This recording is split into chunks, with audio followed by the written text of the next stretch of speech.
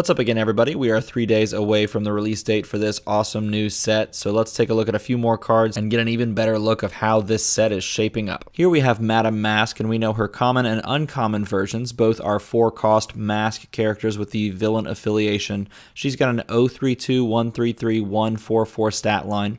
Let's take a look at her common. Her common says, while Madame Masque is active, your character dice cannot be targeted by global abilities. To put this ability in perspective, Rare Electra saw a pinch of competitive play, and it only protected 2-cost or lower character dice from being targeted. Rare Raven sees some competitive play on teams that have important Masque characters, as she protects Masque and Teen Titan characters from being targeted. This protects all of your characters. Now, it does prevent you from targeting your own characters with things like buff globals, but that's a small price to pay for such a strong ability. I fully expect this card to see play, and while it isn't flashy or fancy, I think this could be one of the more important cards in this set going forward. As for draft, there aren't a ton of globals in set, so you'd most likely be protecting your dice from basic action card globals, of which there are a few that you'd want to avoid. And so because of that and the average to below average stat line, this is a fine choice in draft, though as I said before, not very flashy. The uncommon version says, while Madame Masque is active, your opponent's when fielded effects do not trigger. This is a nice hard counter to the in-set common Adam Warlock and Groot Thor,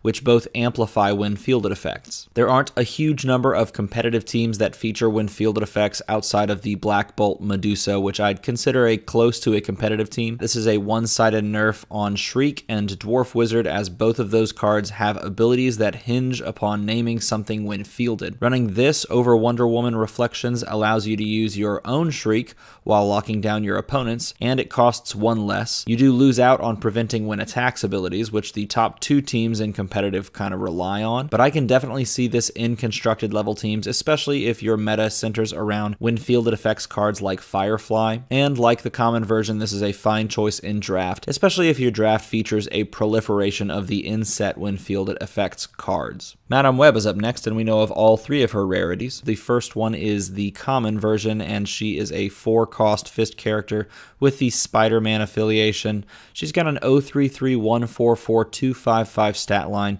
and her ability says, when Madame Web blocks a villain character die, she gets +2/+2. This is a decent defender in a draft setting. Unfortunately, there are no good ways to parlay that ability to your own attack step to take advantage of the nice buffed stat line. Still, a nearly guaranteed KO on a villain is decent, but not powerful enough to warrant a spot on an 8-card constructed team. And as I mentioned before, this is a fine blocker in draft, and really that's about it. The uncommon Madame Web is a 5-cost fist character, and her ability says, when Madame Web attacks, move target opposing character die to her character card until the end of the turn. Overall, this is a nice disruptive ability that should play well in draft. Being able to pull a highly statted character out of the field to prevent favorable blocking is good, and temporarily removing the text wipe on one of your powerful cards by pulling their Shriek away is also good. Even with those reasons, I don't see a spot for this in constructed, as its ability is not impactful enough for 5 energy or taking up a spot on an 8-card team. In draft, it fares a bit better, and it may be worth picking up depending on the state of the rainbow that you're looking at when drafting. The rare Madame Web is a 4-cost fist character just like her common version, but her ability says when she attacks,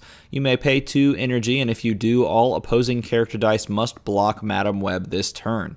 This card's ability is great. It provides a win condition that is open enough to allow any combination of cards around it.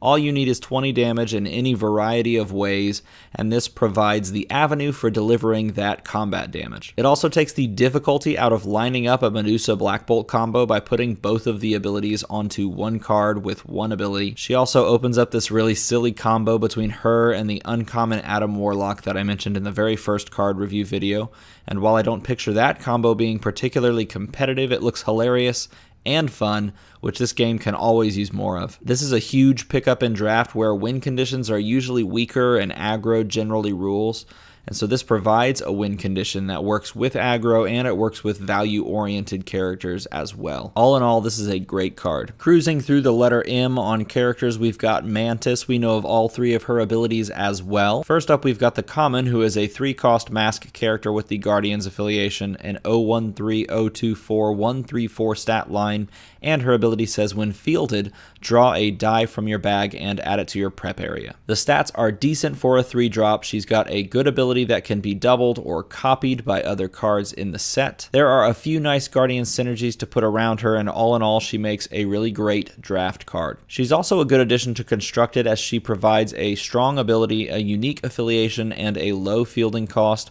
so I would include her onto a team with the team up win condition. The uncommon is also a 3-cost Masque character with the Guardians affiliation, and her ability says when Mantis is KO'd, draw a die from your bag and add it to your prep area. This ability is also good and constructed as a when KO'd ability, as there are multiple ways of triggering that. She pairs well with Fabricate, the Bruce Wayne Bat Family combo, the new Punisher super rare from this set, and several other KO triggers.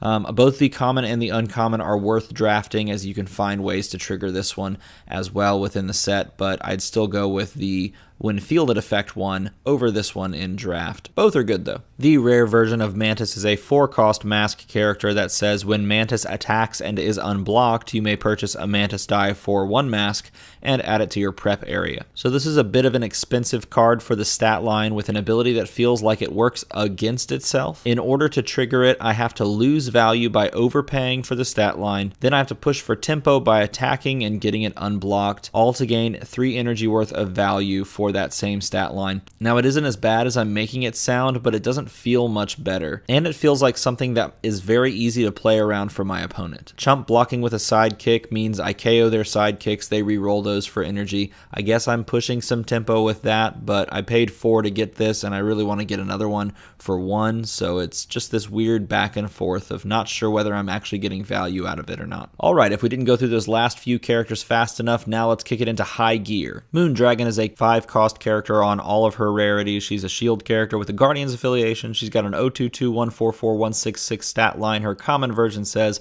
when one of your character dice is targeted by an action die, spin up Moondragon 1 level. This can be triggered by the Nova Corps uniform in set and by a variety of buff-giving basic action cards.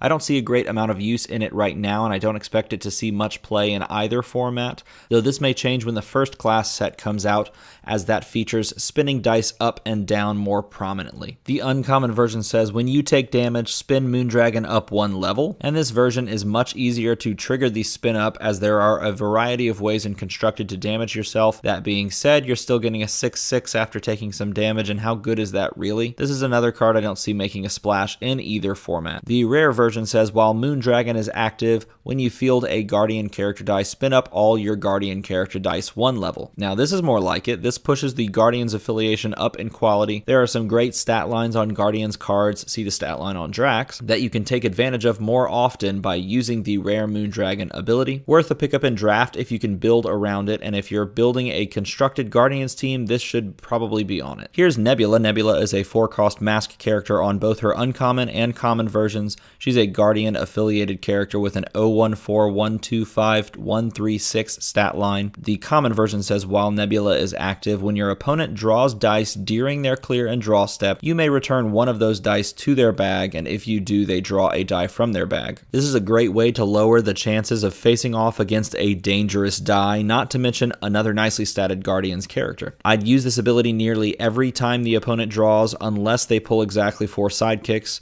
This is especially good after bag refills when chances for high quality dice are lowest.